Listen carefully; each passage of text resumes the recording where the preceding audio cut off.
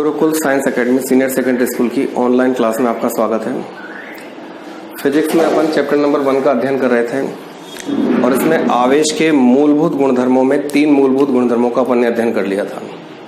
इसमें आवेश की योज्यता का नियम, उसके बाद दूसरा था आवेश के संरक्षण का नियम और तीसरा था आवेश के क्वांटीकरण का नियम। आवेश के मूलभूत गुणधर्मों का चौथा जो गुणधर्म है, आवेश के मूलभूत गुणधर्म, चौथा जो आवेश के मूलभूत गुणधर्मों का गुणधर्म होगा वो होगा आवेश की निश्चलता का नियम। आवेश की निश्चलता या अचरजता का नियम।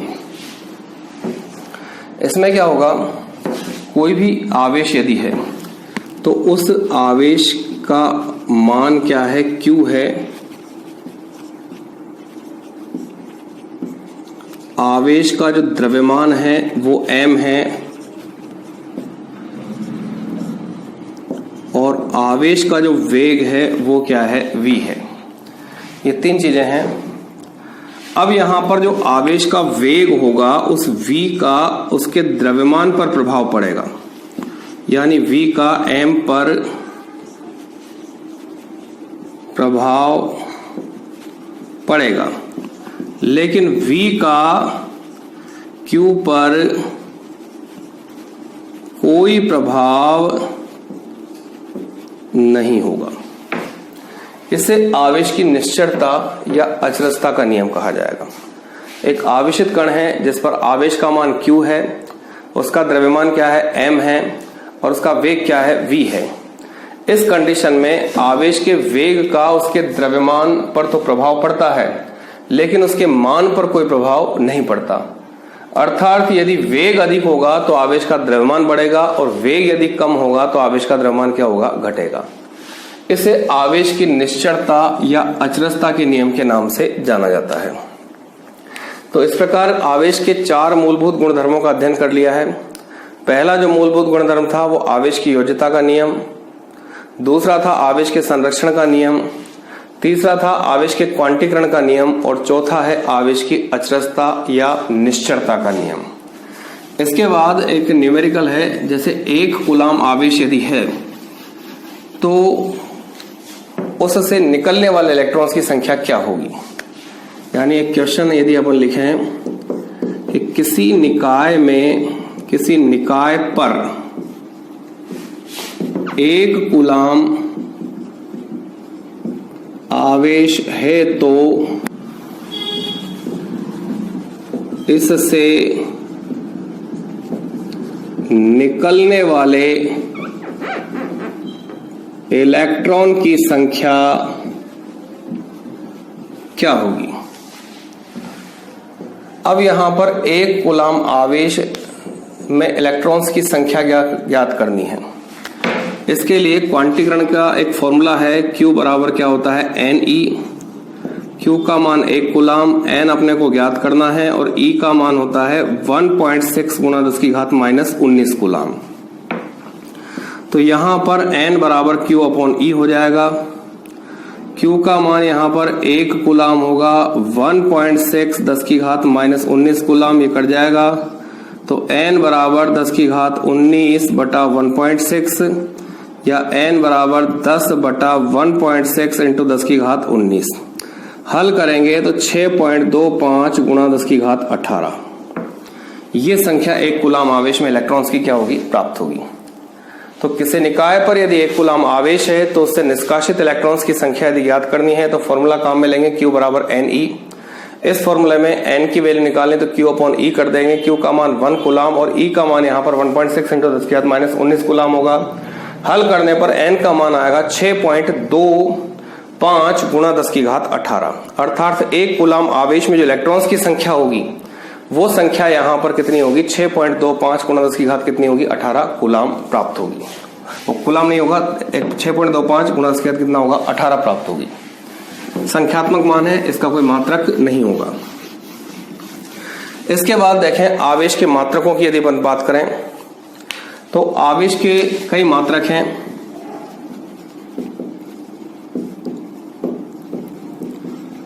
इसमें आवेश का जो SI मात्रक है, क्योंकि आवेश की खोज कूलाम नामक वैज्ञानिक ने की थी, तो वैज्ञानिक नाम पर आधारित मात्रक ही उसका क्या होगा, SI मात्रक कहलाएगा। यानी आवेश का जो SI मात्रक होगा वो SI मात्रक क्या होता है, कूलाम होता है, जिसको अपन कैपिटल C के द्वारा क्या करेंगे, दर्शाएंगे। अब यदि यहां से आवेश की विमा निकालनी है तो विद्युत धारा की जो परिभाषा है उसका प्रयोग करेंगे। विद्युत धारा I बराबर होता है Q/T, I का मात्रक एम्पियर, Q का मात्रक कूलाम, T का मात्रक सेकंड, तो कूलाम बराबर हो जाएगा एम्पियर इंटू सेकंड। यानी यहां से यदि आपने को आवेश की विमा लिखनी है या उसका विमीय सूत्र लिखना है तो आवेश की जो विमा होगी वो विमा क्या हो जाएगी, Q बराबर M0L0T1 और क्या हो जाएगा, A1।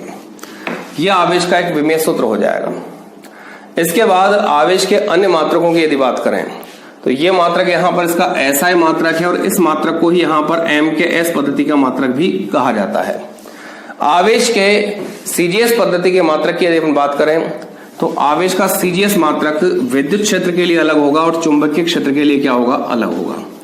तो यहां पर आवेश के CGS मात्रक की यदि हम बात करें, आवेश के CGS मात्रक, वैद्युत क्षेत्र यदि अपन लेते हैं तो वैद्युत क्षेत्र में इसका मात्रक इलेक्ट्रोस्टैटिक यूनिट कहलाएगा, ESU।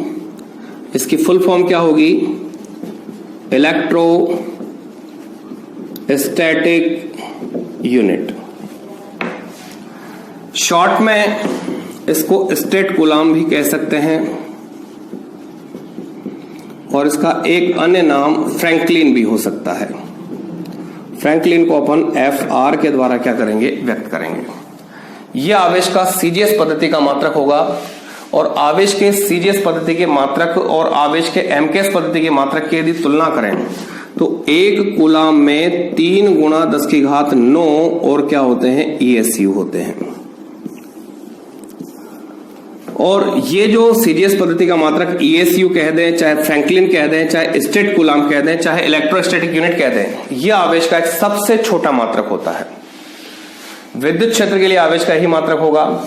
यदि इसी को अपन चुंबकीय क्षेत्र के लिए देखें CGS मात्रक को, तो यहां पर चुंबकीय क्षेत्र के लिए आवेश का जो मात्रक होगा CGS पद्धति में वो क्या कहलाएगा, EMU कहलाएगा।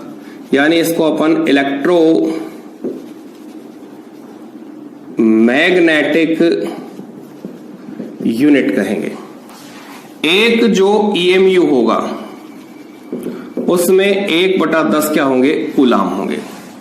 यहां पर एक कूलाम में 3 गुणा 10⁹ ESU है, यहां पर एक EMU में 1/10 क्या होंगे, कूलाम होंगे। ये आवेश का सबसे छोटा मात्रक है। इसके अलावा आवेश के सबसे बड़े मात्रक की यदि बात करें तो आवेश का सबसे बड़ा जो मात्रक होगा वो फैराडे होगा। एक फैराडे में यहां पर 96,500 कूलाम होते हैं। तो एक फैराडे जो सबसे बड़ा मात्रक है उसमें 96,000 क्या होंगे, 500 कूलाम होंगे। इस प्रकार यदि आवेश के मात्रक की बात करें तो आवेश का SI या MKS पद्धति का जो मात्रक है वो तो कूलाम होगा। आवेश का CGS पद्धति का विद्युत क्षेत्र के लिए मात्रक ESU, जिसको इलेक्ट्रोस्टैटिक यूनिट कहेंगे, उसको फ्रैंकलिन भी कह सकते हैं या स्टेट कूलाम भी कह सकते हैं। एक कूलाम में 3 गुणा 10⁹ स्टेट कूलाम या ESU या फ्रैंकलिन होंगे और फ्रैंकलिन या स्टेट कूलाम या ESU जो होगा वो आवेश का सबसे छोटा मात्रक कहलाएगा। इसके बाद चुंबकीय क्षेत्र के लिए आवेश की मात्रक की यदि बात करें तो चुंबकीय क्षेत्र के लिए आवेश का मात्रक EMU होगा, जिसको इलेक्ट्रोमैग्नेटिक यूनिट कहेंगे और एक जो EMU होगा उसमें 1/10 क्या होंगे, कूलाम होंगे। इसके बाद आवेश के सबसे बड़े मात्रक की यदि हम बात करें तो आवेश का सबसे बड़ा मात्रक क्या होगा, फैराडे होगा और एक फैराडे में यहां पर 96,500 क्या होंगे, कूलाम होंगे। तो इस प्रकार से आवेश के मात्रक, ये इसका अगला टॉपिक हो गया। इसके बाद आता है आवेशन। आवेशन की यदि अपन बात करें तो किसी भी वस्तु को आवेशित करने की जो प्रक्रिया है उस प्रक्रिया को ही क्या कहा जाएगा, आवेशन कहा जाएगा। यानी अगला टॉपिक इसमें है अपने पास कौन सा है, आवेशन। आवेशन का आशय है किसी वस्तु को आवेशित करने की प्रक्रिया क्या कहलाएगी, आवेशन कहलाएगी। ठीक है, तो यहां पर वस्तु को आवेशित करने की प्रक्रिया आवेशन कहलाती है। वस्तु विलगित वस्तु होनी चाहिए। अब आवेशन की एक प्रक्रिया का अपन अध्ययन कर चुके हैं, घर्षण विद्युत। यानी घर्षण विद्युत में दो विलगित वस्तुओं को लेकर उनको जब घर्षित किया जाएगा तो उन दोनों वस्तुओं में से एक वस्तु पर धनात्मक आवेश और दूसरी वस्तु पर ऋणात्मक आवेश आ जाता है। यानी घर्षण विद्युत भी वस्तु को आवेशित करने की प्रक्रिया है। इसके अलावा दो और प्रोसेस हैं, एक तो है स्पर्श द्वारा आवेशन,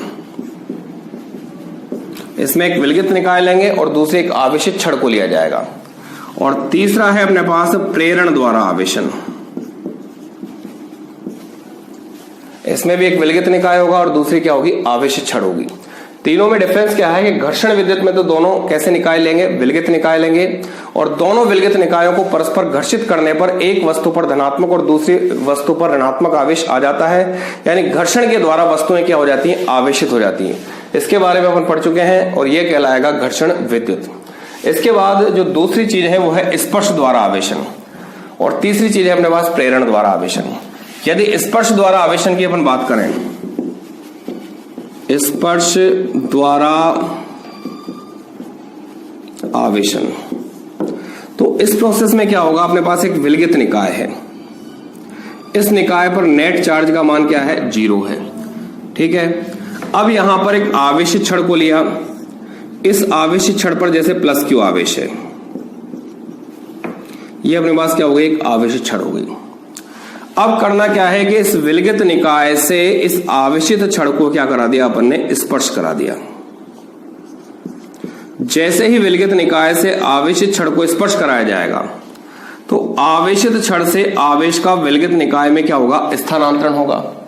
यानी आवेशित छड़ के द्वारा विलगित निकाय में आवेश स्थानांतरित हो रहा है, और यह आवेश का स्थानांतरण तब तक होता रहेगा जब तक कि दोनों पर आवेश की मात्रा समान नहीं हो जाती। यानी कंडीशन क्या आ जाएगी कि ये आवेशित छड़ है और ये अपने पास क्या है, विलगित निकाय है। जब इस पर आवेश का मान क्या हो जाएगा, Q/2 हो जाएगा, और इस पर भी आवेश क्या आ जाएगा, Q/2 आ जाएगा। तो उसके बाद यहां पर आवेश के स्थानांतरण की जो प्रक्रिया है वो प्रक्रिया क्या हो जाएगी, रुक जाएगी। इस प्रकार से एक विलगित निकाय को एक आवेशित छड़ से स्पर्श कराकर स्पर्श द्वारा उसे क्या कर सकते हैं, आवेशित कर सकते हैं। और आवेशन की इस प्रक्रिया में छड़ पर जो आवेश होगा उस आवेश की समान प्रकृति का लेकिन परिमाण में आधा आवेश निकाय पर क्या हो जाएगा, प्राप्त हो जाएगा। तो यह कहलाएगा अपने पास स्पर्श द्वारा आवेशन। किया क्या है, इसमें एक विलगित निकाय लिया है जिस पर आवेश का मान क्या है, 0 है। एक आवेशित छड़ लिया जिस पर आवेश का मान क्या है, +Q है। इसके बाद इस आवेशित छड़ को इस विलगित निकाय से क्या करा दिया, स्पर्श करा दिया। जैसे ही स्पर्श कराएंगे वैसे ही क्या होगा कि आवेशित छड़ से विलगित निकाय में आवेश का स्थानांतरण क्या हो जाएगा, प्रारंभ हो जाएगा। और आवेश के स्थानांतरण के प्रारंभ होते ही आवेश का स्थानांतरण तब तक जारी रहेगा जब तक कि दोनों पर आवेश की मात्रा समान नहीं हो जाती। जब छड़ पर आवेश का मान Q/2 रह जाएगा उस केस में निकाय पर भी आवेश का मान क्या हो जाएगा, Q/2 हो जाएगा, और इस स्थिति में आवेशन की जो प्रक्रिया है वो पूर्ण हो जाएगी और छड़ द्वारा निकाय में आवेश का स्थानांतरण क्या हो जाएगा, रुक जाएगा।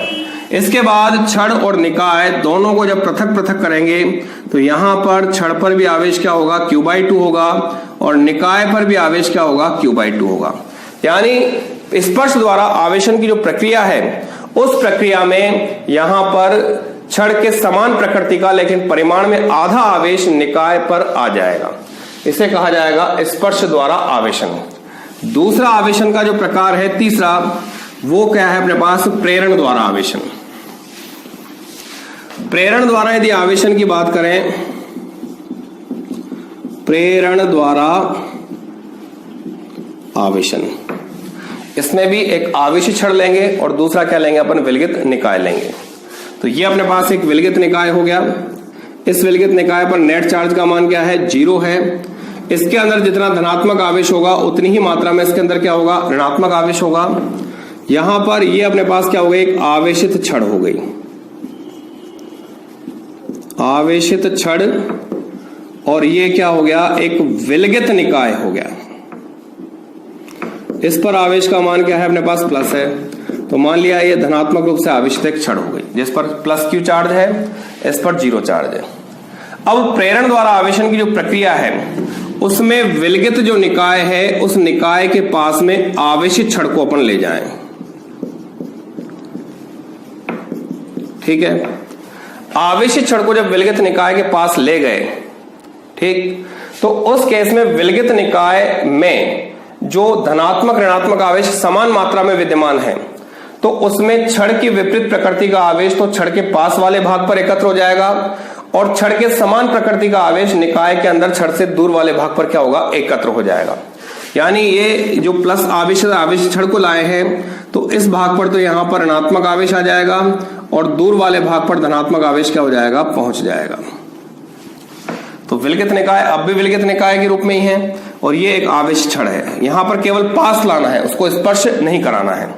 इसके बाद क्या करना पड़ेगा कि यहां पर जो दूर वाला भाग है निकाय का, उस निकाय के दूर वाले भाग को अपन क्या कर देंगे, भू संपर्कित कर देंगे, ग्राउंडेड कर देंगे, GND। तो भू संपर्कित करते ही पृथ्वी से इलेक्ट्रॉन आकर इस धनात्मक आवेश को क्या कर देंगे, समाप्त कर देंगे। और जब ये आवेश समाप्त हो जाएगा तो यहां पर ये अपने पास क्या रह गई, एक आवेशित छड़ है जिस पर आवेश का मान क्या है, प्लस क्यू है। ये विलगित निकाय है जिसको भू संपर्कित करने के बाद इसका धनात्मक आवेश क्या हो चुका है, समाप्त हो चुका है। उसके बाद भू संपर्कन की स्थिति को हटा दें तो यहां पर इस पर ऋणात्मक आवेश क्या रह जाएगा, विद्यमान रह जाएगा। इसके बाद इस छड़ को और निकाय को जब दूर दूर कर दिया जाएगा तो छड़ से निकाय को जब दूर हटा देंगे तो निकाय पर ऋणात्मक आवेश एक समान रूप से क्या हो जाएगा, वितरित हो जाएगा। यानी यहां पर छड़ के विपरीत प्रकृति का लेकिन परिमाण में समान आवेश निकाय क्या कर लेगा, ग्रहण कर लेगा। इसे कहा जाएगा प्रेरण द्वारा आवेशन। प्रोसेस क्या है एक बार और देख लो। यहां पर एक विलगित निकाय लिया है जिसके अंदर धनात्मक ऋणात्मक आवेश समान मात्रा में विद्यमान है, नेट आवेश उसका क्या है, 0 है। एक आवेशित छड़ ली है जिस पर आवेश का मान क्या है, प्लस क्यू है। इसके बाद विलगित निकाय के पास में आवेशित छड़ को लाना है।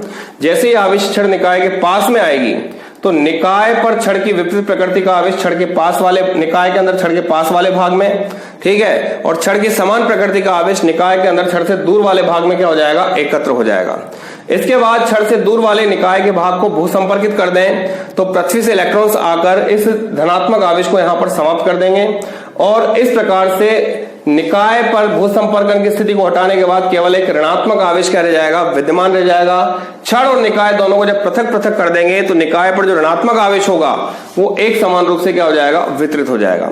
तो इस प्रकार से यहां पर जिस आवेश से आवेशित छड़ को लाएंगे उसकी विपरीत प्रकृति का आवेश और परिमाण में समान आवेश निकाय क्या कर लेगा, ग्रहण कर लेगा। तो ये जो प्रोसेस है इसे कहा जाएगा प्रेरण द्वारा आवेशन। तो आवेशन क्या है, किसी भी वस्तु को आवेशित करने की प्रक्रिया ही आवेशन कहलाती है। 3 तरह से वस्तुओं को आवेशित कर सकते हैं, घर्षण विद्युत द्वारा, स्पर्श द्वारा और प्रेरण द्वारा। इसके बाद अगला जो टॉपिक आता है वो आता है अपने पास कूलाम का नियम।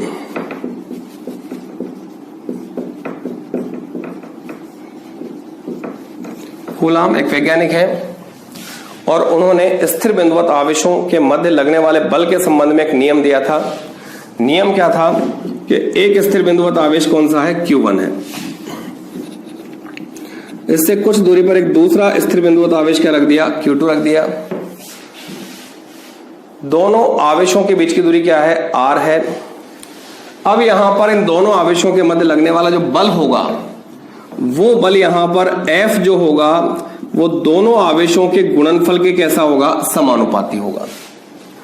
और यहां जो लगने वाला बल होगा वो दोनों आवेशों के बीच की दूरी के वर्ग के क्या होगा, व्युत्क्रमानुपाती होगा। ये 2 इक्वेशंस यहां पर प्राप्त होगी, पहली इक्वेशन और दूसरी इक्वेशन। तीसरी कंडीशन क्या होगी कि लगने वाला बल दोनों आवेशों के मध्य के माध्यम पर भी क्या करेगा, निर्भर करेगा। तो तीसरी चीज क्या है कि बल जो F होगा वो आवेशों के मध्य के माध्यम पर भी निर्भर करेगा। और माध्यम पर जो निर्भरता होगी उसको अपन विद्युतशीलता के द्वारा क्या करेंगे, दर्शाएंगे। माध्यम पर निर्भरता को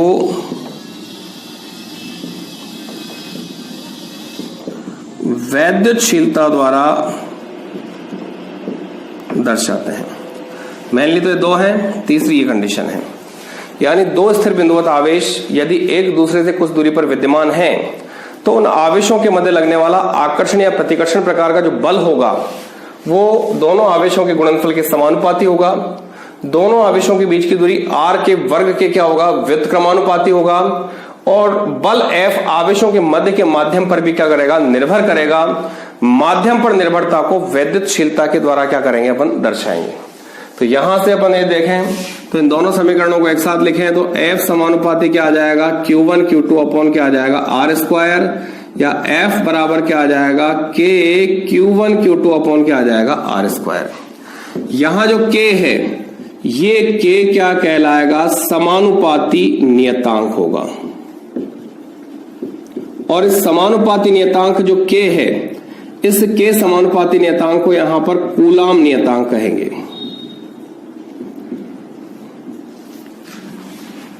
अब K का मान यदि दोनों आवेशों के मध्य निर्वात में है तो यहां पर यदि निर्वात है दोनों आवेशों के मध्य में या क्या है, वायु है, ठीक है, तो उस केस में K का मान होगा 1/4 पाई एप्सिलॉन नॉट। और एप्सिलॉन नॉट पर यहां पर क्या होगी, निर्वात या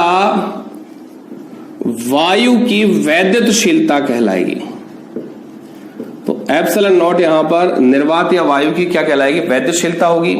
और यदि यहां पर कोई माध्यम है तो माध्यम में जो K का मान होगा वो 1/4 पाई क्या होगा, एप्सिलॉन। और एप्सिलॉन यहां पर क्या कहलाएगी, माध्यम की वैद्युतशीलता कहलाएगी। तो एक कूलाम का नियम है जो उन्होंने स्थिर बिंदुवत आवेशों के मध्य लगने वाले बल के संबंध में दिया था। यानी दो स्थिर बिंदुवत आवेश लें, दोनों स्थिर बिंदुवत आवेश एक दूसरे से कुछ दूरी पर क्या है, विद्यमान हैं। तो इस कंडीशन में इन स्थिर बिंदुवत आवेशों के मध्य लगने वाला आकर्षण या प्रतिकर्षण प्रकार का जो बल होगा वो दोनों आवेशों के गुणनफल के समानुपाती होगा। दोनों आवेशों के बीच की दूरी के वर्ग के क्या होगा, व्युत्क्रमानुपाती होगा। और आवेशों के मध्य माध्यम पर भी निर्भर करेगा। माध्यम पर निर्भरता को यहां पर वैद्युतशीलता के द्वारा क्या करेंगे, अपन दर्शाएंगे। और वैद्युतशीलता के द्वारा जब दर्शाया जाएगा तो यहां से समीकरण 1 और 2 को लिखें तो F समानुपाती क्या हो जाएगा, Q1 Q2 अपॉन क्या हो जाएगा, R स्क्वायर। इसके बाद F बराबर क्या आ जाएगा, K Q1 Q2 अपॉन क्या आ जाएगा, R स्क्वायर। यहां जो K होगा वो एक समानुपाती नियतांक होगा जिसको कूलाम्बियन नियतांक के नाम से जाना जाएगा। अब जो K है निर्वात या वायु में K का मान 1/4 पाई एप्सिलॉन नॉट होगा।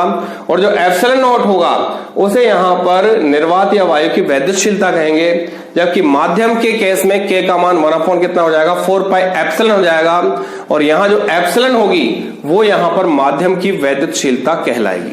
ठीक है, अब यहां से K जो कूलाम्बियन नियतांक है उसका मान, मात्रक और विमाएं ज्ञात करें। तो यहां अगला जो टॉपिक है वो है अपने पास कूलाम नियतांक K का मान, कोमा मात्रक, कोमा विमाएं। 3 चीजें हैं। विभिन्न प्रयोगों के बाद K का जो मान, मात्रक और विमाएं निकालनी है। तो चूंकि F बराबर क्या होता है, K Q1 Q2 अपॉन क्या होगा, R स्क्वायर। ये बल है दो स्थिर बिंदुवत आवेशों के मध्य लगने वाला कूलाम्बियन बल जो कूलाम के नियम के द्वारा क्या किया अपन ने प्राप्त किया है। तो यहां से Fr स्क्वायर बराबर क्या हो जाएगा, K Q1 Q2। K निकाला तो Fr स्क्वायर अपॉन क्या हो जाएगा, Q1 Q2। मात्रक देखें तो K का, F का मात्रक क्या होगा, न्यूटन होगा जिसको N लिख दिया। R का मात्रक मीटर होगा तो R का स्क्वायर है तो मीटर का स्क्वायर हो गया। Q1 का मात्रक कूलाम और Q2 का मात्रक भी क्या होगा, कूलाम होगा। तो K का यहां से एक मात्रक आ जाएगा न्यूटन मीटर स्क्वायर अपॉन क्या आ जाएगा, कूलाम स्क्वायर। ये इसका MKS मात्रक होगा। कौन सा मात्रक है इसका, MKS मात्रक। यदि K के CGS मात्रक की बात करें तो न्यूटन को सीजीएस में लिख सकते हैं अपन डाइन, मीटर को लिख सकते हैं सेंटीमीटर स्क्वायर, और कूलाम को लिख सकते हैं अपन ईएसयू का क्या होगा स्क्वायर। ये के का क्या हो जाएगा यहां पर सीजीएस मात्रक होगा। इसके बाद विभिन्न प्रयोग किए गए और प्रयोगों के बाद के का निर्वात में जो मान दिया गया या वायु में जो मान दिया गया, तो निर्वात या वायु में के का मान यह आता है के बराबर 1/4πε0 और आंकिक मान होगा इसका 9 गुणा 10⁹ न्यूटन मीटर स्क्वायर अपॉन क्या होगा कूलाम स्क्वायर। तो ये यहां पर के की वैल्यू है, जो यहां पर निर्वात या वायु में के का एक निश्चित मान है, आंकिक मान वो कितना होगा 9 गुणा 10⁹ न्यूटन मीटर स्क्वायर अपॉन क्या होगा कूलाम स्क्वायर। ये इसका एमकेएस पद्धति का मान है, यानी के बराबर 9 × 10⁹ न्यूटन मीटर स्क्वायर अपॉन क्या होगा कूलाम स्क्वायर। अब यहां से एमकेएस पद्धति के इस मान को यदि अपने को सीजीएस पद्धति में कन्वर्ट करना है, तो यहां सीजीएस पद्धति में कन्वर्ट करने के लिए 1 न्यूटन जो होता है उसमें 10⁵ क्या होते हैं डाइन होते हैं। 1 जो मीटर होता है उसमें 10⁵ क्या होते हैं सेंटीमीटर होते हैं, और 1 कूलाम जो होता है उसमें 3 गुणा 10⁹ और क्या होते हैं ईएसयू होते हैं। यहां से इन सारी वैल्यूज को यदि इसमें पुट कर दें तो यहां से के का एक निश्चित मान आ जाएगा, वो मान यहां निकालें तो के बराबर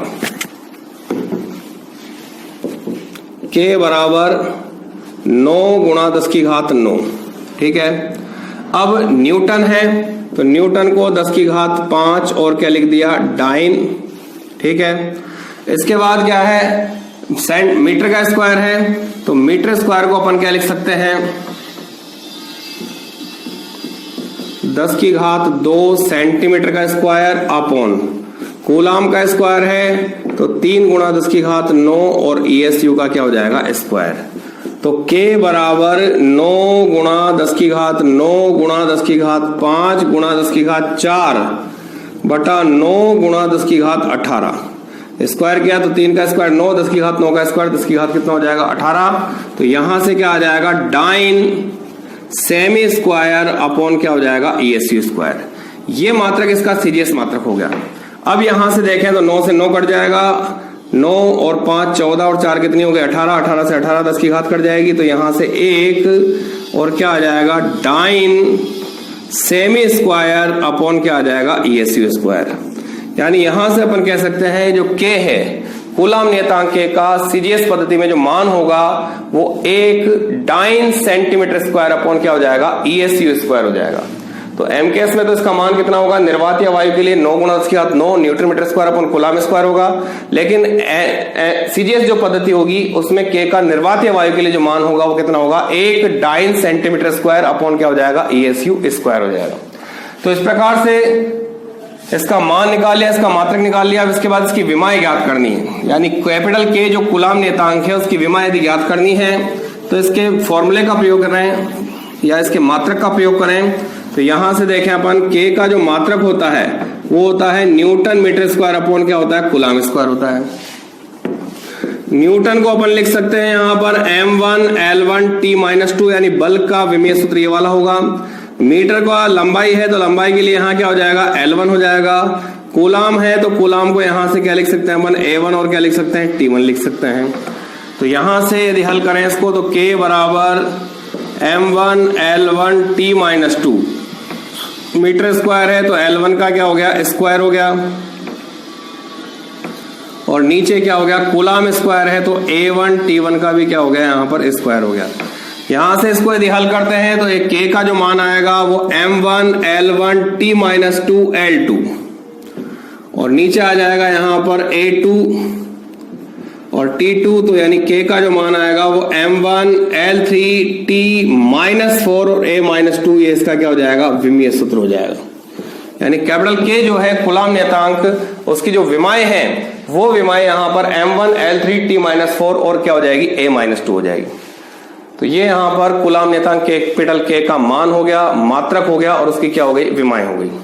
इस प्रकार से आज जो हमने अध्ययन किया है सबसे पहली चीज तो पढ़ी थी अपन ने आवेश के मूलभूत गुणधर्म का चौथा मूलभूत गुणधर्म, ठीक है, जिसमें अपन ने देखा था आवेश की अचरजता का नियम या निश्चरता का नियम। दूसरी चीज अपन ने आज देखी थी, यहाँ पर एक कूलाम आवेश में इलेक्ट्रॉन्स की कितनी संख्या होती है, वो एक न्यूमेरिकल था। उसके बाद जो देखा है वो आवेशन क्या होता है, आवेशन किसी वस्तु को आवेशित करने की प्रक्रिया आवेशन कहलाएगी। और जो आवेशन है उस आवेशन में घर्षण द्वारा आवेशन हो सकता है, इसके अलावा अपने पास स्पर्श द्वारा और एक क्या होगा, प्रेरण द्वारा आवेशन है। फिर देखा कूलाम का नियम, आवेश के मात्रक भी पढ़े हैं। उसके बाद कूलाम का नियम पढ़ा है और कूलाम के नियम के बाद अपन ने कूलाम्बीय नियतांक कैपिटल के का मान, मात्रक और विमाएं ज्ञात की है। एम केस में उसका मान कितना होगा, सीरीज पद्धति में उसका मान क्या होगा, उस मान को ज्ञात किया है। और यहां पर एक चीज और है, वैद्युतशीलता। निर्वात की वैद्युतशीलता को अपन ने एप्सिलॉन नॉट के द्वारा और माध्यम की वैद्युतशीलता को अपन ने एप्सिलॉन के द्वारा क्या किया है, दर्शाया है। तो वैद्युतशीलता क्या होती है, निर्वात की वैद्युतशीलता क्या होगी, माध्यम की वैद्युतशीलता क्या होगी, इन सब के बारे में Gurukul science academy online physics class में आपका स्वागत है। चैप्टर नंबर 1 स्थिर वैद्युतिकी का अपन अध्ययन कर रहे हैं। कल कूलाम का नियम और कूलाम्बीय नियतांक के का मान, मात्रक और विमाओं का अध्ययन कर लिया। इसके बाद अगला जो टॉपिक आता है वो आता है वैद्युतशीलता।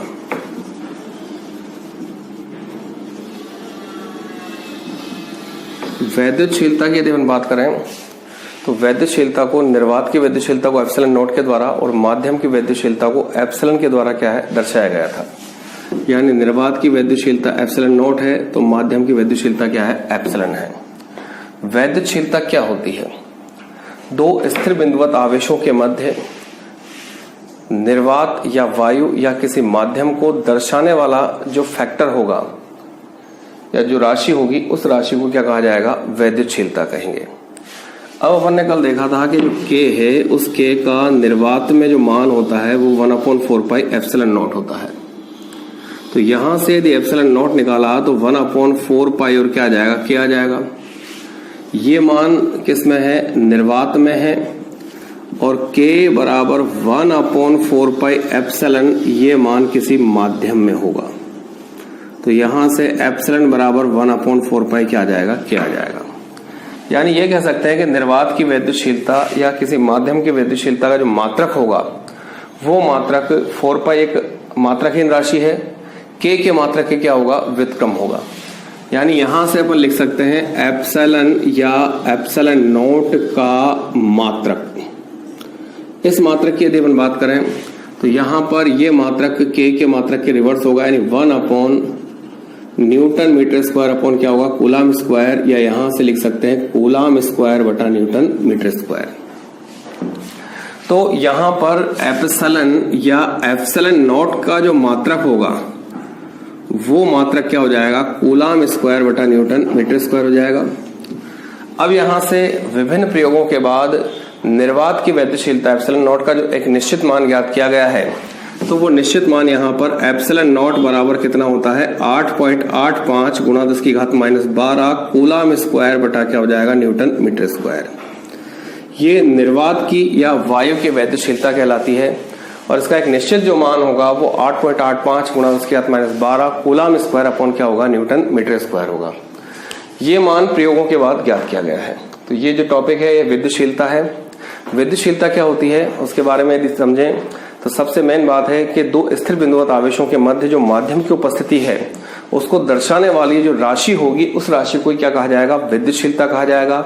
निर्वात या वायु है तो उसको निर्वात की वैद्युतशीलता एप्सिलॉन नॉट के द्वारा दर्शाएंगे, जबकि कोई माध्यम है तो उस कंडीशन में माध्यम की वैद्युतशीलता क्या हो जाएगी, एप्सिलॉन हो जाएगी। यहां से निर्वात के केस में के की जो वैल्यू होती है 1/4 पाई एप्सिलॉन नॉट होगी और माध्यम के केस में के की जो वैल्यू होती है 1/4 पाई क्या हो जाएगी, एप्सिलॉन हो जाएगी। यानी एप्सिलॉन नॉट या एप्सिलॉन की जो वैल्यू होगी वो 1/4 पाई क्या हो जाएगी, के हो जाएगी। 4 पाई एक मात्रकहीन और विमाहीन राशि है। इस आधार पर एप्सिलॉन या एप्सिलॉन नॉट का जो मात्रक हो जाएगा वो के मात्रक का रिवर्स होगा, यानी coulomb square upon newton metre square. और विभिन्न प्रयोगों के बाद एप्सिलॉन नॉट का एक निश्चित मान ज्ञात किया गया है। वो निश्चित मान क्या होगा, 8.85 गुणा 10⁻12 कूलाम स्क्वायर अपॉन क्या हो जाएगा, न्यूटन मीटर स्क्वायर। तो ये अपने पास वैद्युतशीलता है। इसके बाद आता है कूलाम के नियम का सदिश निरूपण। कूलाम के नियम की यदि बात करें तो कूलाम के नियम के सदिश निरूपण को या सदिश रूप में कूलाम के नियम को क्या करना है, व्यक्त करना है। इससे पहले अपन ने दो स्थिर बिंदुवत जो आवेश लिए हैं उनके मध्य बल का एक मैथमेटिकल फॉर्म ज्ञात किया है। वो फॉर्म क्या है, एफ नॉट बराबर क्या है 1/4 पाई एप्सिलॉन नॉट और Q1 Q2 अपॉन क्या है R स्क्वायर। यानी एक स्थिर बिंदुवत आवेश ये Q1 है, दूसरा स्थिर बिंदुवत आवेश ये क्या है Q2 है और दोनों आवेशों के बीच की दूरी क्या है अपने पास R है। इस स्थिति में इन दोनों आवेशों के मध्य जो लगने वाला बल होगा उस बल को ज्ञात करने के लिए एक फॉर्मूला जो कूलाम के नियम से निकला है वो ये निकला है। बल एक सदिश राशि है और बल यदि सदिश राशि है तो उसको सदिश रूप में अपन व्यक्त कर सकते हैं।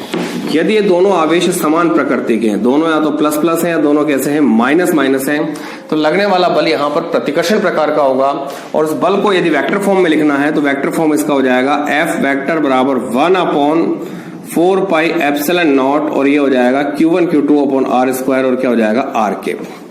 यानी इसकी जो दिशा होगी वो R कैप की दिशा के अनुदिश होगी। अब यदि बल यहां पर आकर्षण प्रकार का कार्य करे, यानी आकर्षण प्रकार का बल यदि प्रभावी हो, तो उस कंडीशन में एक आवेश प्लस होगा तो दूसरा आवेश क्या होगा माइनस होगा। और उस कंडीशन में यहां पर जो लगने वाला बल होगा उसको अपन लिखेंगे 1/4 पाई एप्सिलॉन नॉट और ये आ जाएगा Q1 Q2 upon R square और क्या आ जाएगा R कैप।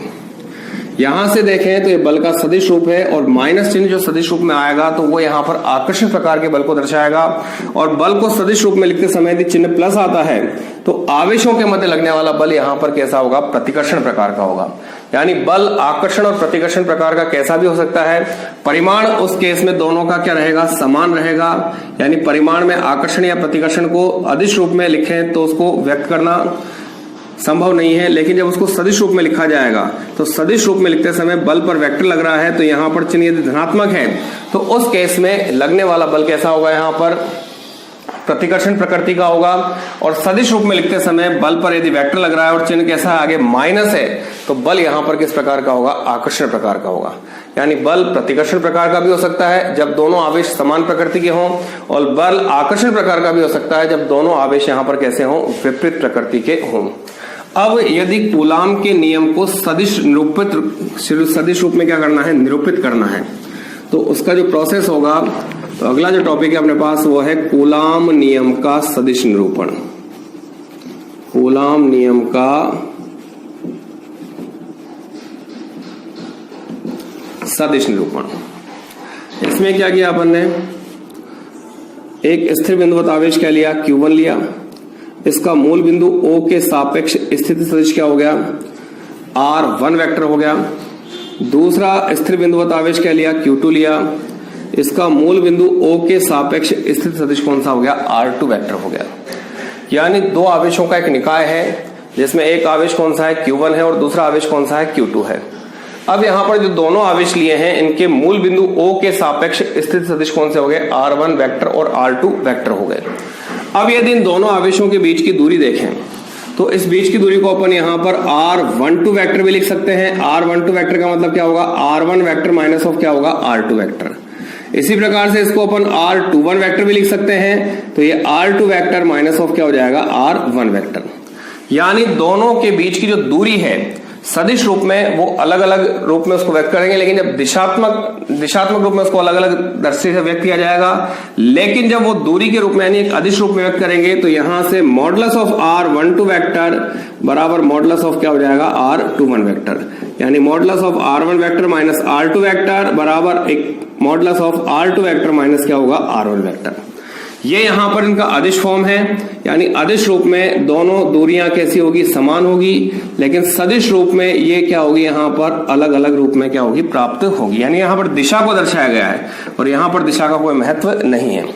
अब यहां पर यदि दोनों आवेश समान प्रकृति के हैं तो Q2 आवेश Q1 आवेश पर स्थिर बल लगाएगा और Q1 आवेश Q2 आवेश पर स्थिर बल लगाएगा। इस लगने वाले बल को कहेंगे अपन F12 वेक्टर और इस लगने वाले बल को कहेंगे अपन F21 वेक्टर। जब ये दोनों आवेश समान प्रकृति के होंगे तो उस कंडीशन में दोनों आवेशों के मध्य लगने वाला बल जो होगा वो प्रतिकर्षण प्रकार का होगा और इस बल को बाह्यमुखी बल कहेंगे, क्योंकि दोनों आवेश एक दूसरे से दूर हटेंगे और बाहर की तरफ क्या करेंगे, गति करेंगे। तो यहां से एक चीज क्लियर है कि Q1 व Q2 सजातीय हैं तो बाह्यमुखी बल प्रभावी होगा। कैसा बल लगेगा? प्रतिकर्षण, और प्रतिकर्षण के साथ साथ कैसा होगा? बाह्यमुखी होगा। अब यदि Q1 Q2 दोनों कैसे हैं? विपरीत प्रकृति के आवेश हैं, एक प्लस है और दूसरा कैसा है? माइनस है, यानी Q1 व Q2 विपरीत प्रकृति के हैं, तो लगने वाला बल कैसा होगा? अंतःमुखी होगा। अंतःमुखी का मतलब उस कंडीशन में Q1 Q2 की तरफ आकर्षित होगा और Q2 Q1 की तरफ क्या होगा? आकर्षित होगा। अब यहां से इन बलों का परिमाण और इन बलों की दिशा को क्या करें? अपन ज्ञात करें। तो बलों का परिमाण या बलों की दिशा को ज्ञात करने के लिए यहां पर एक प्रोसेस है अपने पास, जैसे Q1 पर Q2 द्वारा लगने वाला बल 1 पर लग रहा है, तो यहां से इसको लिखेंगे F12 वेक्टर, ये हो जाएगा K Q1 Q2। दूरी R12 भी लिख सकते हैं या R21 भी लिख सकते हैं। तो यहां पर दूरी अपन ने लिख दी जैसे R12 का स्क्वायर। दिशा 1 पर लगने वाले बल की दिशा को देखें तो 1 पर लगने वाला जो बल है वो ऊपर की तरफ प्रभावी होगा, तो इसकी जो दिशा होगी वो 2 से किधर होगी? 1 की तरफ होगी। ये 2 आवेश है और 2 आवेश से 1 आवेश की तरफ इसकी दिशा होगी, यानी यहां पर जो लिखा जाएगा इसको क्या लिखेंगे? R21 क्या लिख देंगे? केप। ये कंडीशन से यहां पर क्या होगी? प्राप्त होगी। तो यहां पर Q1 आवेश पर Q2 आवेश द्वारा लगने वाला जो बल है उस बल का परिमाण तो क्या हो जाएगा? K Q1 Q2 upon R12 square लिख सकते हैं या K Q1 Q2 upon R21 square लिख सकते हैं। लेकिन जो इसकी दिशा होगी तो वो दिशा यहां पर क्या होगी? Q2 आवेश से Q1 आवेश की ओर होगी। इस कारण से इसको अपन ने क्या लिखा है? R21 क्या लिख दिया? केप लिख दिया। अब यहां पर दूसरी कंडीशन देखें तो Q2 पर Q1 द्वारा लगने वाला बल, Q2 पर Q1 द्वारा लगने वाले बल की यदि बात करें तो ये बल नीचे की तरफ प्रभावी होगा। इसको लिखेंगे अपन F21 वेक्टर, तो यहां लिख दिया अपन ने F21 वेक्टर लिख दिया, और F21 वेक्टर बराबर क्या होगा? K Q1 Q2। R12 लिख सकते हैं, R21 लिख सकते हैं, तो R21 का स्क्वायर। अब इसकी जो दिशा है वो दिशा नीचे की तरफ है, यानी 1 से 2 की तरफ है, तो इसको क्या लिखेंगे अपन? R12 केप लिखेंगे। तो यहां पर क्या हो जाएगा? R12 केप हो जाएगा। अब यहां अपन देखें तो इन दोनों बलों का परिमाण, यानी ये वाला मान और ये वाला मान आपस में कैसे हैं? बराबर हैं। तो दोनों बलों का परिमाण तो समान है लेकिन दिशाएं एक दूसरे कैसी हैं? विपरीत हैं। तो यहां पर इन दोनों समीकरणों को यदि एक साथ लिखें तो F12 वेक्टर बराबर माइनस ऑफ क्या हो जाएगा? F21 वेक्टर हो जाएगा। परिमाण की दृष्टि से दोनों बराबर हैं, दिशा की दृष्टि से दोनों अलग अलग हैं। यदि परिमाण देखें तो यहां से modulus of F21 vector equal to क्या हो जाएगा? मॉडुलस ऑफ F21 वेक्टर हो जाएगा। परिमाण दोनों का समान होगा लेकिन दोनों की दिशाएं कैसी होंगी? एक दूसरे की विपरीत होगी। तो इसको यहां पर इस प्रकार लिख सकते हैं R12 केप बराबर माइनस ऑफ क्या हो जाएगा? R21 केप हो जाएगा। तो ये यहां पर दिशा को विपरीत क्रम में दर्शाता है, यानी कूलाम के नियम को जब सदिश रूप में निरूपित करेंगे तो 2 स्थिर बिंदुवत आवेशों द्वारा एक दूसरे पर लगाए गए जो बल हैं वो बल परिमाण में तो कैसे होंगे? समान होंगे, लेकिन उनकी दिशा एक दूसरे कैसी होगी? विपरीत होगी। चाहे वो समान प्रकृति के आवेश हैं तो भी दिशाएं विपरीत होगी, और विपरीत प्रकृति के आवेश हैं तो भी दिशाएं कैसी होगी? विपरीत होगी। समान प्रकृति के आवेशों में लगने वाले बल यहां पर कैसे होंगे? बाह्यमुखी होंगे, यानी बाहर की तरफ प्रभावी होंगे, जबकि विपरीत प्रकृति के आवेशों में जो लगने वाले बल हैं वो बल यहां पर कैसे होंगे? अंतःमुखी होंगे, यानी अंदर की तरफ क्या करेंगे? प्रभावी होंगे। तो यहां पर ये है कूलाम के नियम का सदिश निरूपण। इससे अपन ने देखा कि यहां जो लगने वाले बल हैं वो बल परिमाण में तो समान है लेकिन दिशा में कैसे होंगे? यहां पर विपरीत प्राप्त होंगे। तो इसके बाद आता है अपने पास अगला टॉपिक है विद्युत क्षेत्र और विद्युत क्षेत्र की तीव्रता।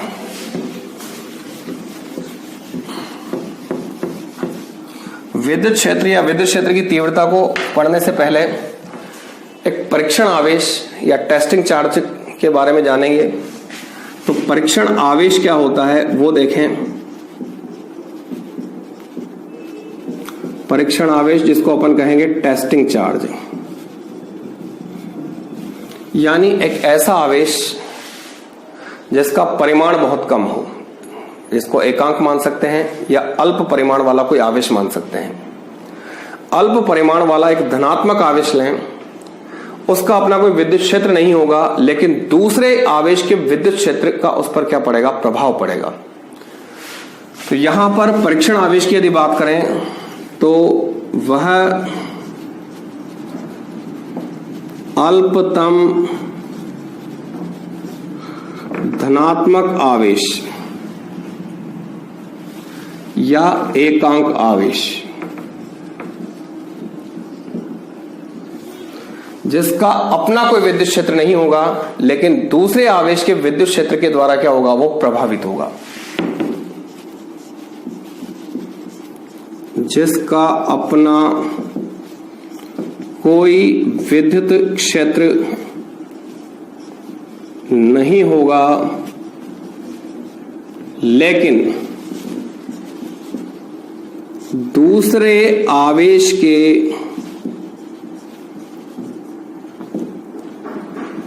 वैद्युत क्षेत्र के द्वारा वह प्रभावित होगा।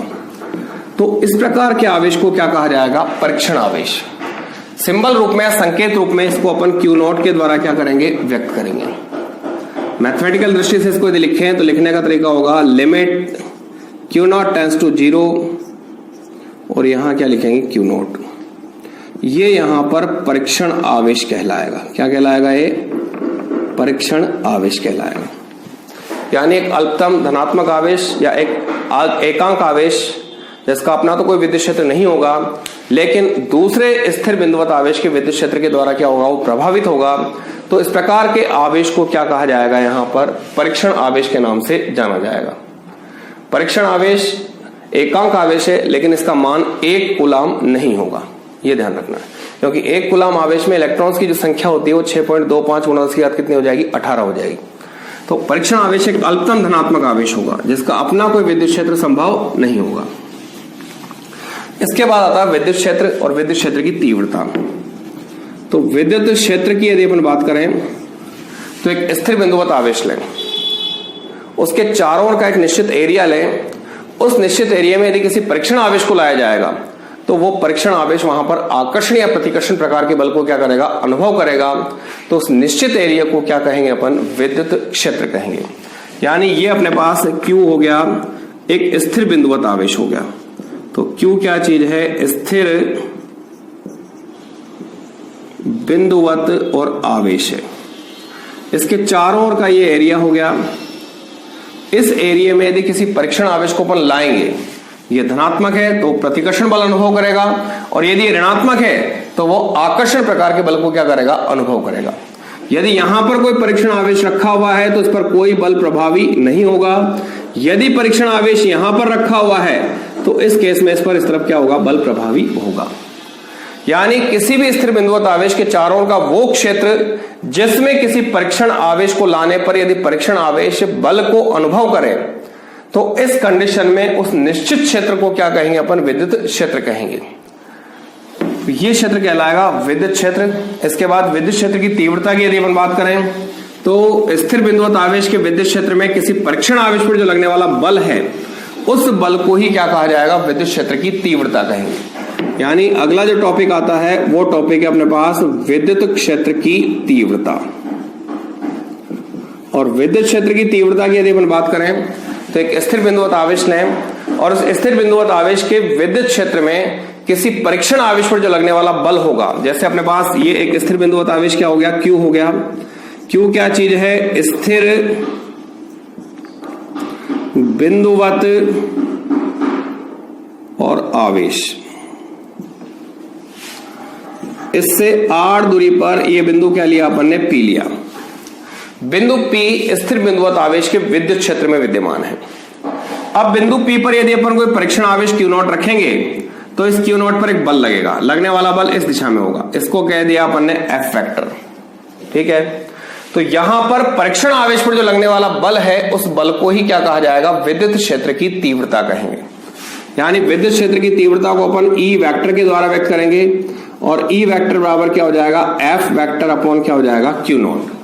F वेक्टर क्या चीज है, परीक्षण आवेश पर लगने वाला बल, और Q0 क्या चीज है, परीक्षण आवेश की वैल्यू या उसका मान है। तो F वेक्टर अपॉन Q0 जो होगा इसको E वेक्टर कहेंगे।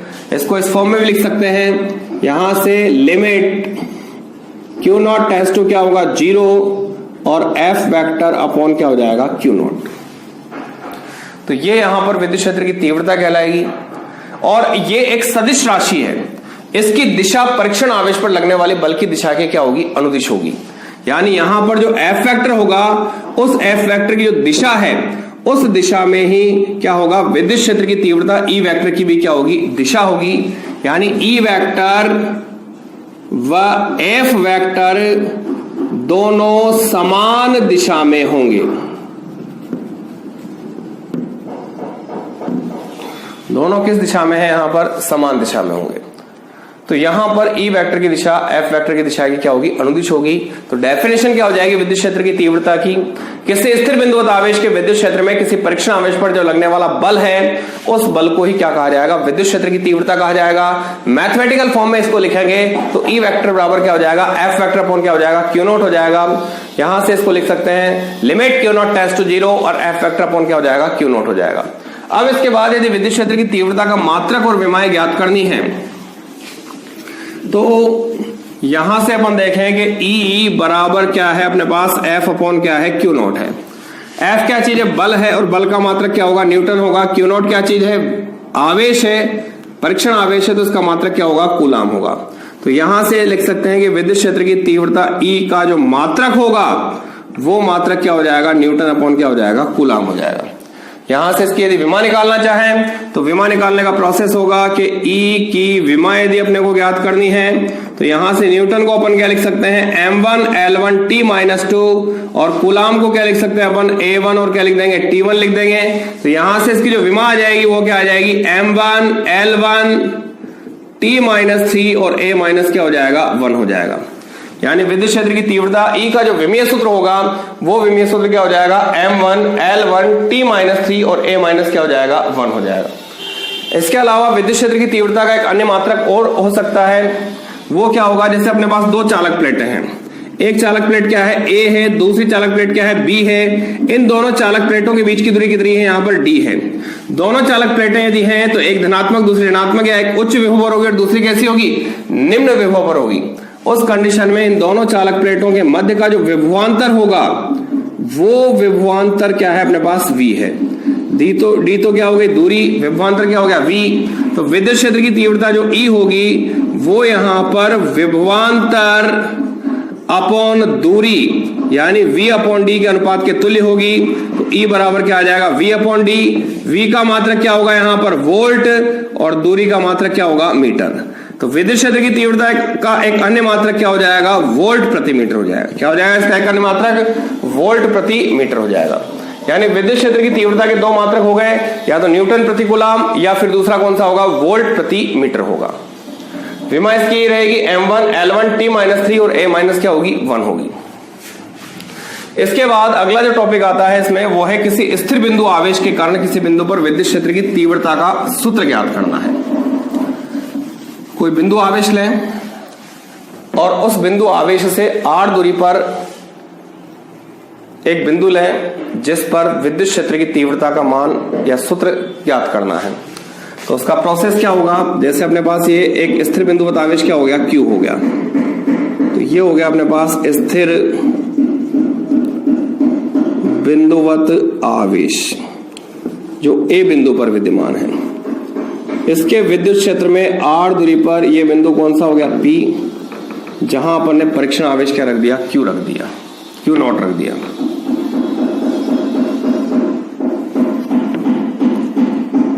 अब इस स्थिति में इस स्थिर बिंदु आवेश Q के कारण इसके विद्युत क्षेत्र में जो बिंदु P है वहां पर विद्युत क्षेत्र की तीव्रता को क्या करना है, ज्ञात करना है। तो विद्युत क्षेत्र की तीव्रता ज्ञात करने के लिए सबसे पहले तो इस परीक्षण आवेश पर स्थिर बिंदु आवेश के कारण लगने वाला कूलम्बियन बल निकालें। ये प्लस है तो प्रतिकर्षण प्रकार का बल होगा, यदि ये माइनस है तो बल की दिशा इस तरफ होगी और बल कैसा होगा, यहां पर आकर्षण प्रकार का बल क्या होगा, प्राप्त होगा। तो इस कंडीशन में इस पर लगने वाला बल कूलाम के नियम से यदि ज्ञात करते हैं तो कूलाम के नियम से लगने वाला बल F बराबर क्या हो जाएगा, Q not upon R square और क्या हो जाएगा, R के। ये अपने पास कूलम्बियन बल आ गया जो स्थिर बिंदुवत आवेश के कारण बिंदु P पर उपस्थित परीक्षण आवेश पर क्या होगा, प्रभावी होगा। अब इसके बाद विद्युत क्षेत्र की तीव्रता का जो फॉर्मूला है उस फॉर्मूले का प्रयोग करें तो विद्युत क्षेत्र की तीव्रता तीव्रता क्या हो जाएगी, ई वेक्टर बराबर एफ वेक्टर अपॉन क्या हो जाएगा, क्यू नॉट। तो यहां से के q nought upon r square r के अपॉन क्यू नॉट से क्यू नॉट कैंसिल। तो यहां से क्या आ जाएगा अपने पास, ई वेक्टर बराबर के क्यू अपॉन आर स्क्वायर और क्या आ जाएगा, आर के। ये यहां पर विद्युत क्षेत्र की तीव्रता आ गई, यानी किसी स्थिर बिंदु आवेश के कारण किसी बिंदु पर विद्युत क्षेत्र की तीव्रता का एक फॉर्म जो आया है वो आया है के क्यू अपॉन आर स्क्वायर और क्या होगा, आर के। यदि यहां पर इसका परिमाण देखें तो परिमाण क्या होगा, के क्यू अपॉन आर स्क्वायर। के यहां पर कूलम्बिक नियतांक है, क्यू यहां पर स्थिर बिंदुवत आवेश पर आवेश का मान है, और आर उस स्थिर बिंदु आवेश से वो दूरी है जिस दूरी पर बिंदु P क्या है, उपस्थित है, जहां अपने को विद्युत क्षेत्र की तीव्रता का मान क्या करना है, ज्ञात करना है। तो ये हो गया अपने पास विद्युत क्षेत्र की तीव्रता। अगला जो टॉपिक आता है वो आता है विद्युत द्विध्रुव या इलेक्ट्रिक डायपोल। विद्युत द्विध्रुव की यदि अपन बात करें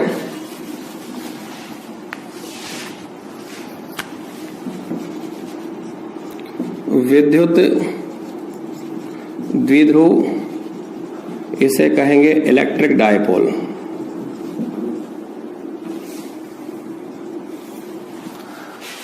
विद्युत द्विध्रुव क्या होता है, दो आवेश लें जिनका परिमाण तो कैसा है, समान है, और जिनकी प्रकृति कैसी है, विपरीत है, और वो दोनों आवेश एक दूसरे से अल्पतम दूरी पर क्या हो, उपस्थित हो। तो आवेशों का जो युग्म होगा, इस युग्म को ही क्या कहा जाएगा, विद्युत द्विध्रुव के नाम से जाना जाएगा। यानी एक स्थिर बिंदुवत आवेश कौन सा हो गया, माइनस क्यू हो गया, दूसरा स्थिर बिंदुवत आवेश क्या हो गया, प्लस क्यू हो गया, और दोनों के बीच की दूरी डी अल्पतम है, यानी दूरी का मान क्या है, न्यूनतम है। तो यहां से जो पूरा का पूरा युग्म है, इस युग्म को क्या कहेंगे अपन, विद्युत द्विध्रुव कहेंगे। क्या कहेंगे इसको, विद्युत द्विध्रुव कहेंगे। अब यहां कंडीशन क्या है कि पहली चीज तो क्या है कि आवेश का परिमाण समान हो,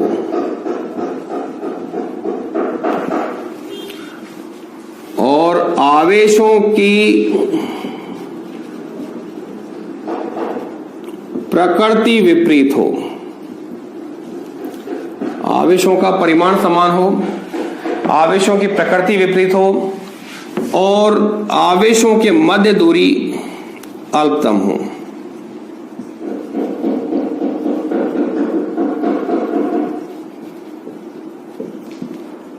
या न्यूनतम हो। ये तीन कंडीशन है। यानी दो स्थिर बिंदुवत आवेश लें जो परिमाण में समान हैं, प्रकृति में कैसे हैं, विपरीत हैं, और वो दोनों आवेश एक दूसरे से अल्पतम या न्यूनतम दूरी पर यदि विद्यमान हैं, तो आवेशों के इस युग्म को क्या कहा जाएगा, विद्युत द्विध्रुव के नाम से जाना जाएगा। अब यहां पर ये विद्युत द्विध्रुव है, तो आवेशों का परिमाण कैसा है, समान, प्रकृति विपरीत, और दूरी का मान भी क्या है, अल्पतम है। दूरी अल्पतम किस केस में रहेगी, वो कंडीशन यदि देखें तो यहां पर कंडीशंस क्या है, जैसे एक माइनस क्यू आवेश हो गया, इसका विद्युत क्षेत्र इस गोले तक सीमित माने, ये प्लस क्यू आवेश हो गया, इसका विद्युत क्षेत्र इस गोले तक सीमित माने। तो यहां से इन दोनों आवेशों के बीच की जो दूरी है, उस दूरी को अल्पतम कहना संभव नहीं होगा। ठीक है। दूसरा केस ये है कि माइनस क्यू आवेश का विद्युत क्षेत्र है, ये अपने पास क्या है, प्लस क्यू आवेश का विद्युत क्षेत्र है। तो यहां जब दोनों के विद्युत क्षेत्र एक दूसरे को ओवरलैप करेंगे तो दूरी यहां पर न्यूनतम है, लेकिन इनके बीच आकर्षण बल प्रभावी हो जाएगा, और इस केस में इनके बीच की दूरी का मान लगभग क्या हो जाएगा, 0 हो जाएगा। तो इस दूरी को भी अल्पतम कहना संभव नहीं है। तीसरा केस है कि माइनस क्यू आवेश का विद्युत क्षेत्र है, और यहां पर ये जो है इसको स्पर्श करता हुआ ये प्लस क्यू आवेश का क्या है, विद्युत क्षेत्र है। तो इस केस में इनके मध्य ना कोई आकर्षण बल लगेगा, ना कोई ऐसी स्थिति उत्पन्न होगी, तो दूरी का मान इस केस में क्या माना जाएगा, न्यूनतम माना जाएगा। और इस केस में ही दूरी न्यूनतम होगी, तो दूरी न्यूनतम होने पर ये एक इलेक्ट्रिक डायपोल या विद्युत द्विध्रुव के रूप में क्या करेगा, व्यवहार करेगा। इसमें दूरी अल्पतम नहीं हो सकती, ठीक है, तो ये विद्युत द्विध्रुव नहीं होगा। इसमें दूरी तो कम है, लेकिन दोनों के विद्युत क्षेत्र जब एक दूसरे को ओवरलैप करेंगे या अतिव्यापित करेंगे, तो उस कंडीशन में दोनों आवेश एक दूसरे को आकर्षित करेंगे और उनके बीच की दूरी का मान लगभग क्या हो जाएगा, नगण्य हो जाएगा। तो तो ये केस भी विद्युत द्विध्रुव को शो नहीं करेगा। लेकिन जहां पर माइनस क्यू आवेश का विद्युत क्षेत्र खत्म होगा, वहां से यदि प्लस क्यू आवेश का विद्युत क्षेत्र प्रारंभ हो जाए, यानी माइनस क्यू आवेश के विद्युत क्षेत्र और प्लस क्यू आवेश के विद्युत क्षेत्र को दर्शाने वाले जो गोले हैं, वो दोनों गोले एक दूसरे को यदि स्पर्श करें, तो इस कंडीशन में दोनों आवेशों के बीच की दूरी का मान क्या हो जाएगा? न्यूनतम हो जाएगा। और ये जो स्थिति होगी, ये विद्युत द्विध्रुव की न्यूनतम दूरी को क्या करेगी? दर्शाएगी। विद्युत द्विध्रुव होता क्या है? दो स्थिर बिंदुवत आवेश लें और उन दोनों स्थिर बिंदुवत आवेश जो लिए गए हैं, उन आवेशों के परिमाण समान है, प्रकृति उनकी कैसी? विपरीत है। और उन दोनों स्थिर बिंदुवत आवेशों के बीच की दूरी का मान कैसा है? न्यूनतम है। तो आवेशों के इस युग्म को क्या कहेंगे? अपन विद्युत द्विध्रुव कहेंगे।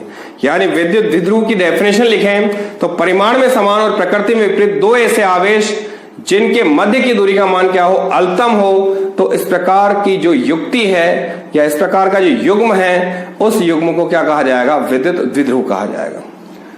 तो आज अपन ने जो टॉपिक्स पढ़े हैं, उसमें सबसे पहली चीज तो थी विद्युतशीलता क्या होती है। उसके बाद जो अपन ने पढ़ा है, विद्युतशीलता के बाद कूलाम के नियम का सदिश निरूपण देखा। सदिश निरूपण के बाद विद्युत क्षेत्र की तीव्रता, परीक्षण आवेश, और परीक्षण आवेश के बाद स्थिर बिंदु आवेश के कारण किसी बिंदु पर विद्युत क्षेत्र की तीव्रता का सूत्र ज्ञात करना। और लास्ट टॉपिक देखा अपन ने विद्युत द्विध्रुव या इलेक्ट्रिक डायपोल। इसके संबंध में कोई समस्या हो तो स्कूल प्रबंधन से पूछने का कष्ट करें।